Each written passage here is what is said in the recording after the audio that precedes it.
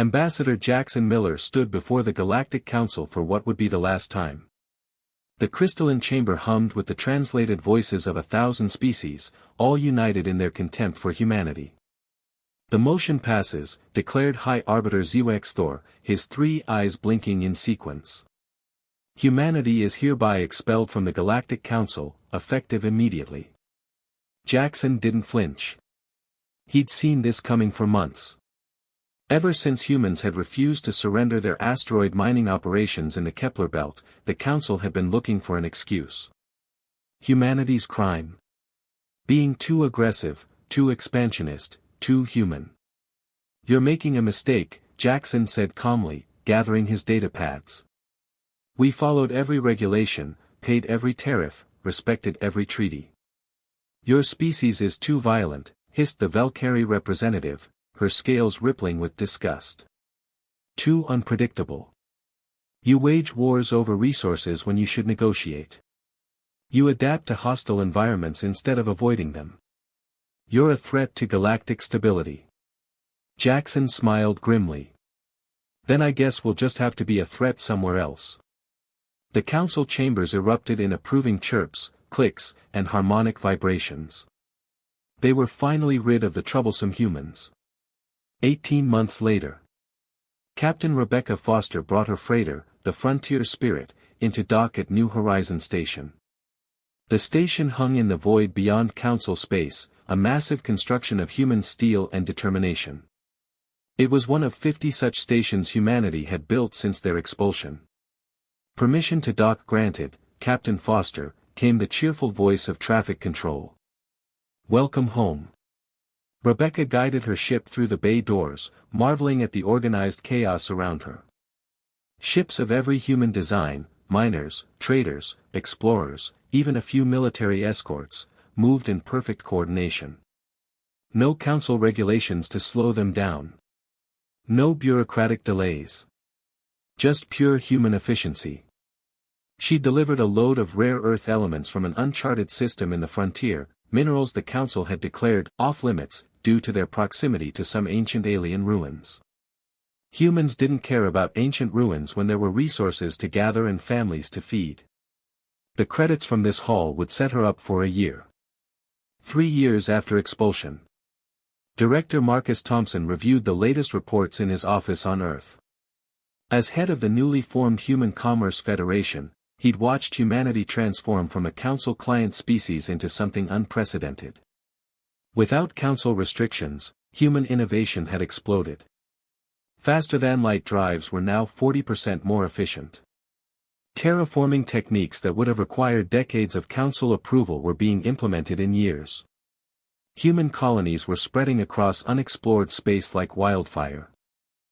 But the real change was in human psychology. Being kicked out had lit a fire under humanity. Every challenge became personal. Every setback fueled greater determination. "Sir, we have incoming transmissions from 17 different council species," his aide, Lieutenant Sarah Palmer, reported. "They're requesting trade agreements." Marcus raised an eyebrow. "Let me guess. The council's not happy about that." "The council has formally protested. They're claiming we're destabilizing established economic relationships." Marcus laughed. "Of course we are. We're not bound by their price-fixing agreements anymore. We can undercut their monopolies and still make a profit." The Galactic Council had controlled trade for millennia through complex regulations that favored established powers. They'd set prices, controlled shipping lanes, and maintained artificial scarcity to preserve their authority. Humanity, operating outside their system, had shattered that control simply by offering better deals. 5 years after expulsion, the Valkyrie homeworld was burning. The Kresh swarm, a hive-mind species from dark space, had emerged without warning. They consumed biological matter and left lifeless rocks in their wake. The Valkyrie military, built for ceremonial displays rather than actual combat, had collapsed within days. High Arbiter HFY Thor, now aged and desperate, made a decision that would have been unthinkable 5 years earlier. He sent a message to humanity. We require assistance. The response came from Admiral James Rodriguez, commander of the Human Defense Fleet. His face on the view screen was hard but not cruel. "Let me understand this correctly," Rodriguez said. "You want the violent, unpredictable humans to save you from an existential threat?" HFY Stories' pride crumbled. "Yes. And in exchange, we can offer compensation, resources, technology." Rodriguez shook his head. "We don't need your technology anymore. We've surpassed most of it. And we have all the resources we need in unclaimed space." He paused. "But we'll help anyway. Because despite what you think about us, we don't abandon people to genocide." The Battle of Velkar Prime. The Human Defense Fleet emerged from hyperspace in a formation that made the watching council species gasp. 50 dreadnoughts, 200 cruisers, and countless support craft, all built in the 5 years since humanity's expulsion. The Kresh swarm turned to face this new threat, their bioships outnumbering the humans 3-1. The council observers prepared for humanity's inevitable defeat. They didn't understand human warfare.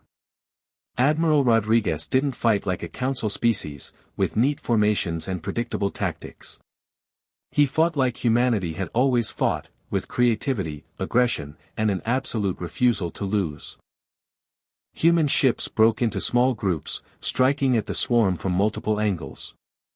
They used the planet's gravity well, asteroid fields, and even debris from destroyed Valkyrie ships as weapons. When the Kresh adapted to one tactic, humans switched to another.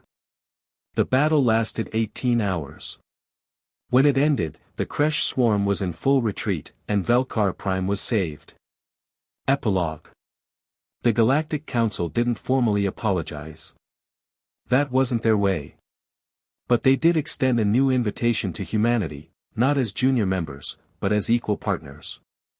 Ambassador Jackson Miller, now older and grayer, returned to the crystalline chambers. This time, he sat at the high table, representing a humanity that had proven itself indispensable. "The motion passes," declared High Arbiter HFY Stories. "The terms of galactic commerce, resource allocation, and territorial claims shall be revised according to the joint proposal." It was a diplomatic way of saying that humanity had changed the rules of the galaxy. Not through conquest or domination, but by simply refusing to accept that the old rules were the only way. As Jackson left the chambers that day, a young Valkyrie diplomat approached him nervously. "Ambassador Miller, I wanted to thank you for saving my world." Jackson smiled. "That's what humans do. We help. Even when it's not required. Even when it's not appreciated." He paused at the doorway. "You kicked us out thinking we were too dangerous. You were right, we are dangerous. But not in the way you thought." The galaxy had learned a valuable lesson: humanity thrived not in spite of adversity, but because of it. And that made them the most dangerous species of all, to those who threatened peace, and to the status quo that needed changing. The rules of the galaxy had been rewritten. And humanity had held the pen.